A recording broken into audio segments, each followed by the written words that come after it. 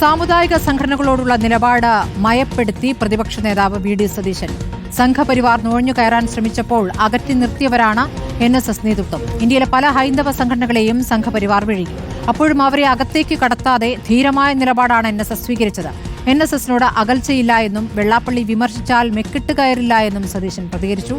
സതീശന് മുൻ നിലപാടിൽ മാറ്റം വന്നുവെന്ന് ന്യായീകരിച്ച UDF കൺവീനർ MM ഹസനും രംഗത്തെത്തി. ഞാൻ അവരെല്ലാവരുമായിട്ടും നല്ല ബന്ധമാണ്. ഞാൻ അവരെ ആരെയും അധിക്ഷേപിച്ച് സംസാരിച്ചിട്ടില്ല. ഇന്ത്യയിലെ ഒരുപാട് ഹൈന്ദവ സംഘടനകളെ സംഘപരിവാർ വിഴുങ്ങിയപ്പോൾ അതിൻ്റെ അകത്തേക്ക് സംഘപരിവാറിനെ കയറ്റാതെ ധീരമായ തീരുമാനമെടുത്തൊരു ലീഡർഷിപ്പാണ് NSSനുള്ളത്. പ്രത്യേകിച്ച് NSSനെ ഞാൻ അഭിനന്ദിച്ച് സംസാരിച്ചിട്ടുണ്ട്. വി ഡി സതീശൻ്റെ വാക്ക് ശരിയല്ല എന്ന് പറയുമ്പോഴേക്കും ഞാൻ വെള്ളാപ്പള്ളിയുടെ മെക്കിട്ട് കയറണം എന്തിനാ? പ്രതിപക്ഷ നേതാവ് പറയുന്നത് തെറ്റാണ്, അദ്ദേഹത്തിൻ്റെ നാക്കിൽ നിന്ന് വരുന്നത് ശരിയല്ല എന്ന് ഒരു പരിണതപ്രജ്ഞനായ ഒരു നേതാവ് പറഞ്ഞാൽ നമ്മളത് നോക്കും, നമ്മളത് പരിശോധിക്കും. ഞാൻ കറക്റ്റ് ചെയ്യേണ്ടതാണെങ്കിൽ ഞാൻ കറക്റ്റ് ചെയ്യുമ്പോൾ ഞാൻ അല്ല, NSSുമായി കോൺഗ്രസ് പാർട്ടിയും UDF എല്ലാം നല്ല സൗഹൃദത്തിലാണ്. പ്രതിപക്ഷ നേതാവ് ഒരു പർട്ടിക്കുലർ സംഭവത്തിൻ്റെ പേരിൽ അന്ന് SNDP അതുപോലുള്ള മറ്റ് സമുദായ സംഘടനകളോട് അദ്ദേഹം അന്ന് MLA ആയിരുന്നപ്പോൾ വല്ല പ്രതികരണവും നടത്തിയിട്ടുണ്ടെങ്കിൽ ഇപ്പോൾ അത്തരത്തിലുള്ള ഒരു സമീപനം അദ്ദേഹത്തിൻ്റെ ഭാഗത്തുനിന്ന് ഇല്ലെന്നാണ് ഞാൻ മനസ്സിലാക്കുന്നത്. എല്ലാ സമുദായ സംഘടനകളുമായി അദ്ദേഹം സൗഹൃദത്തിലാണ്. വെള്ളാപ്പള്ളി സാമുദായിക പ്രശ്നങ്ങൾ, അവരെ സമുദായത്തെ നേരിടുന്ന പ്രശ്നങ്ങൾ പറഞ്ഞാൽ അതിന് മറുപടി പറയാം. അദ്ദേഹം ഇപ്പോൾ പറയുന്ന ഒരു അഭിപ്രായം 2 മാസം കഴിഞ്ഞ് അദ്ദേഹം പറയണമെന്നില്ല. അതായത് പറഞ്ഞത് ചത്ത കുതിരയാണ് കോൺഗ്രസ് എന്ന് പറഞ്ഞയാൾ ഇപ്പോൾ രമേശ് ചെന്നിത്തലയാണ് ആരേക്കാൾ യോഗ്യൻ എന്ന് പറയുമ്പോൾ കോൺഗ്രസിന് ഭൂരിപക്ഷം കിട്ടിയൊരു മന്ത്രിസഭ ഉണ്ടായാലല്ലേ മുഖ്യമന്ത്രി വരൂ?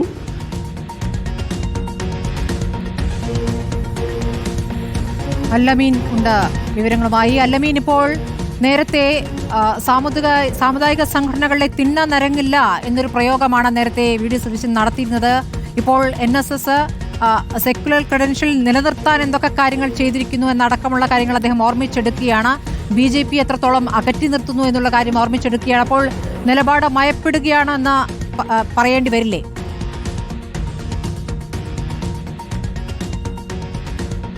സ്മൃതി, സമുദായ സംഘടനകളുടെ തിണ്ണനിറങ്ങില്ല എന്നുള്ള വി ഡി സതീശന്റെ പ്രസ്താവനയാണ് ഈ സംഘടനകളുടെയും സംഘടനാ നേതാക്കളുടെയും കണ്ണിലെ കരടായി സതീശനെ മാറ്റിയത്. അതുമായി ബന്ധപ്പെട്ട ഒരു അകൽച്ച സമുദായ സംഘടനകൾ പലരും സതീശനോട് പുലർത്തുകയും ചെയ്തിരുന്നു. ഇന്ന് അതുമായി ബന്ധപ്പെട്ട് പ്രത്യേകിച്ച് രമേശ് ചെന്നിത്തലയൊക്കെ NSS പരിപാടിക്ക് ക്ഷണിച്ചതുമായി ബന്ധപ്പെട്ട ചോദ്യങ്ങളോട് പ്രതികരിക്കുമ്പോൾ വി ഡി സതീശൻ പറഞ്ഞത് താൻ ഒരു കാലത്തും ഒരു സമുദായ സംഘടനകളെയും അധിക്ഷേപിച്ചിട്ടില്ല. സമുദായ സംഘടനകളുടെ തിണ്ണനിറങ്ങില്ല എന്നുള്ള തന്റെ പ്രസ്താവന അതൊരു പൊസിഷനിങ് ആയിരുന്നു, അതൊരു സാഹചര്യത്തിന്റെ അടിസ്ഥാനത്തിൽ സ്വീകരിച്ച ഒരു നിലപാടാണ്.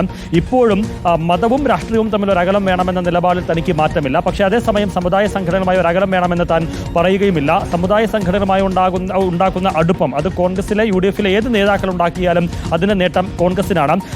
NSS തന്നെ ക്ഷണിക്കാതെ ചെന്നിത്തലയെ ഒരു ഇടവേളയ്ക്ക് ശേഷം ക്ഷണിച്ചതുമായി ബന്ധപ്പെട്ട ചോദ്യത്തിന് മുൻപ് ഉമ്മൻചാണ്ടി ക്ഷണിച്ചിരുന്നു, പിന്നീട് ശശി തരൂരിനെ ക്ഷണിച്ചിരുന്നു, ഇപ്പോൾ ചെന്നിത്തലയെ ക്ഷണിക്കുന്നു.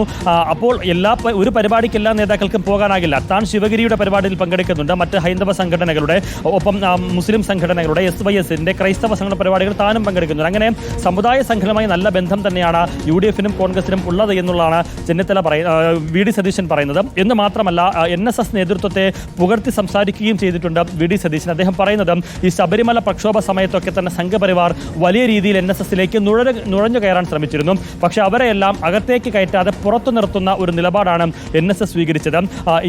രാജ്യത്ത് തന്നെ നോക്കുകയാണെങ്കിൽ പല ഹൈന്ദവ സംഘടനകളെയും സംഘപരിവാർ വിഴുങ്ങുന്ന ഒരു സാഹചര്യമുള്ളപ്പോഴും അതിന് പിടികൊടുക്കാതെ മാറി നിൽക്കുന്ന ധീരമായ നിലപാടാണ് NSSന്റെ നേതൃത്വം സ്വീകരിച്ചിട്ടുള്ളത്. അവരെ താൻ അഭിനന്ദിക്കുകയാണ് ചെയ്തിട്ടുള്ളത്. ഒരു കാലത്തും അവരെ താൻ അധിക്ഷേപിച്ചിട്ടില്ല. ഏതെങ്കിലും തരത്തിൽ തനിക്ക് നാക്കുപിഴയോ മറ്റോ വന്നിട്ടുണ്ടെങ്കിൽ പറയുന്ന പ്രസ്താവനകളിൽ പലതരത്തിലുള്ള വിമർശനങ്ങൾ താൻ നടത്താറുണ്ട്. ആ പ്രസ്താവനകളിൽ ഒരു വീഴ്ച വന്നിട്ടുണ്ടെങ്കിൽ അത് പരിശോധിക്കും, തിരുത്തേണ്ടതാണെങ്കിൽ തിരുത്തുമെന്നുകൂടി വി ഡി സതീശൻ പറയുന്നുണ്ട്.